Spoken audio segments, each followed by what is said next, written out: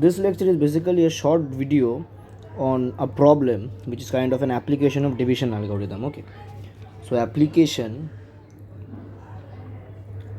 of division algorithm. Clear? The problem says that prove no integer in the following sequence is a perfect square. Clear? Sequence is 1 1 1 1 1 1 1 1 1 and so on. Clear? So how to prove this? Before proving this, we first need to check what are the properties of some integer to be a perfect square.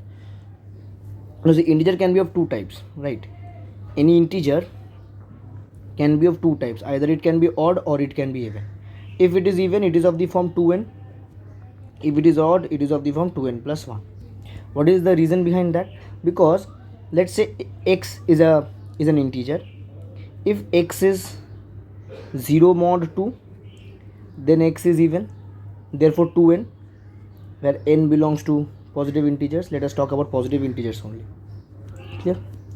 And if x is 1 mod 2, then x is odd, therefore 2n plus 1. Now if x equals to 2n, then x square equals to 4n square, which is 0 mod 4. Also, if x is of the form 2n plus 1, then x square is equals to 4n square plus 4n plus 1, which is 1 mod 4. Therefore, if m is a perfect square, then either m is 0 mod 4 or m is 1 mod 4. Clear? So we just need to show that any number in the sequence is neither 0 mod 4 nor 1 mod 4, and this is pretty clear to understand. See, any general term of the sequence can be written as 10 to the power n plus 10 to the power n minus 1, so on till we get 10 plus 1. Clear? If n is equals to 2, then you have 10 square plus 10 plus 1, so 1 1 1. If n equals to 3, then you have 10 cube plus 10 square plus 10 plus 1, that is 1 1 1 1. Now it's clear? Acha.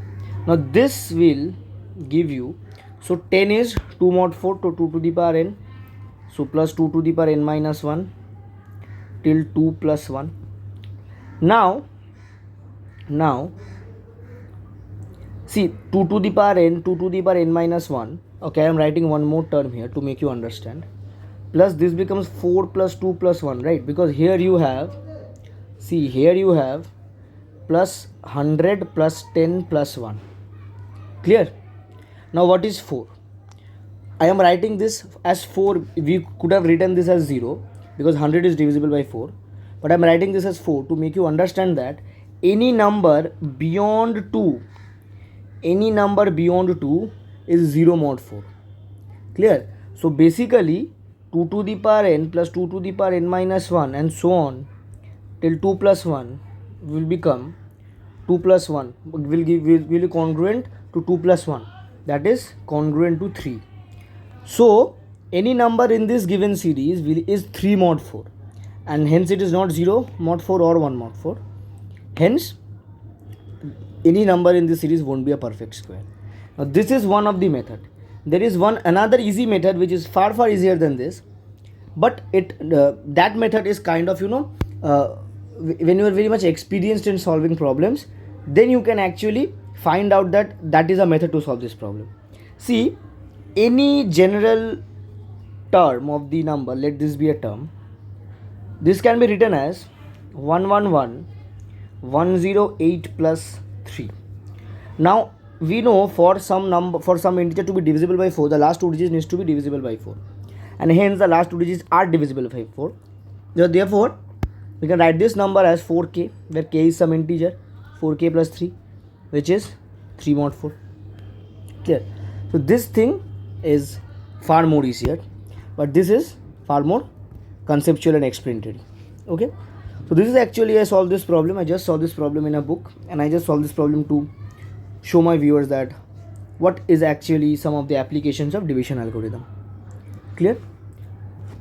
There are some more methods, some more problems which give you the application of division algorithm. For example, let's say we have this problem. Let's say prove that 3a square minus 1 is never a perfect square. 3 square minus 1 is never a perfect square. Now how to solve this problem? Acha. To solve this problem, we need to check something. See, any integer can be now, we will be writing it in 3 different ways. We can write it as a multiple of 3, or 1 greater than a multiple of 3, or 2 greater than a multiple of 3. Clear? Because 3 greater than a multiple of 3 is same as a multiple of 3. So 3n, 3n plus 1 and 3n plus 2. n belongs to say positive integers. Clear this much? Now if you square this, what will it give you? So let me do one thing. So x equals to 3n x square. Okay, wait a minute. So x equals to 3n implies x square is equals to 9n square. X equals to 3n plus 1 implies x square is equals to 9n square plus 6n plus 1, and x equals to 3n plus 2 implies that x square is equals to 9n square plus 3 to the 6 to the 12n plus 4. This can be written as 9n square plus 12n plus 3 plus 1. Clear? Acha, this can be written as 3 times 3n square plus 2n plus 1, and this can be now be written as 3 times 3n square plus 4n plus 1 plus 1. So basically we can find that any integer when x belongs to positive integers, if x is a perfect square, then x is 0 mod 3 or x is 1 mod 3. Because when x is a multiple, it is 0 mod 3, and when x is 1 greater than 3 and multiple of 3 and 2 greater than multiple of 3, it is 1 mod 3. Clear? Sorry. These two cases are clear. Now 3a square minus 1 is nothing but minus 1 mod 3. That is congruent to 2 mod 3. Therefore 3a square minus 1 can never be a perfect square. Clear? Similarly, you can prove for cubes also. Things will be same. Got it? This much is clear? Okay, so let's check one more thing for cubes. Clear? For cube. For example, if you have, let's say, to show that any cube of any integer is of the form 7k or 7k plus minus 1. The 7k plus minus 1 means there is actually, you can write it like this, that is 7k or 7k plus 1 or 7k plus 6. Clear? Now see what we will do is that, see what is the formula for a plus b whole cube. Now a plus b whole cube can be written as a cube plus 3a square b plus 3ab square plus b square. Okay, now any integer z can be, we will be writing it now in 6 times. See, we can write it as 7n plus 1, 7n plus 2, 7n plus 3, 7n plus 4, 7n plus 5 and 7n plus 6. Clear? So these are 3, 3, 6, 1, 7 types. Got it? Now see, if a equals to 7n, because 7n is common in all the cases, and b is varying as 0, 1, 2, 3, 4, 5 and 6. Now see one thing, sorry, here it will be cube, sorry. Now see one thing, that 7n is present in a cube, 3a square b and 3ab square. Therefore a cube, 3a square b and 3ab square, all these three are basically multiples of 7. Then we can say like that, if z is equals to, or let me say like this, if x belongs to z and x is of the form 7n plus k, or let us do one thing, we can do one more thing here to make this process a bit easier. See, what we can do here is that 7n plus 4 can be written as 7n minus 3, 7n plus 5 can be written as 7n minus 2, and 7n plus 6 can be written as 7n minus 1. Clear? So basically we need to find the cubes. Clear? So the b cube values are 1, 8, 27, minus 27, minus 8, minus 1. So minus 1, when b cube is minus 1, okay, then it is minus 1 mod 7. Clear? I will be telling everything. See, when it is 27, so 27 can be written as 28 minus 1. 27 can be written as 28 minus 1. 28 is 0 mod 7. The minus 28 can be written as minus 28 plus 1.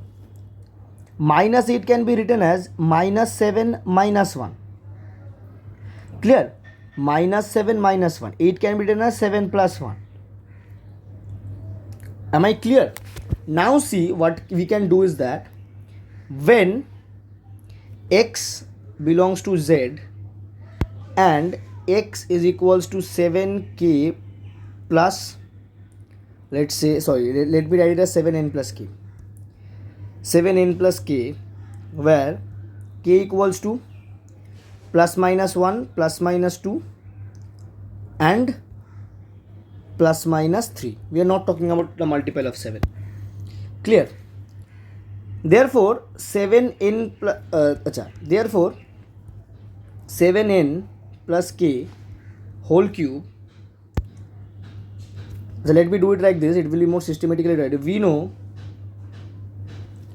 a cube plus 3a square b plus 3ab square plus b cube equals to a plus b whole cube.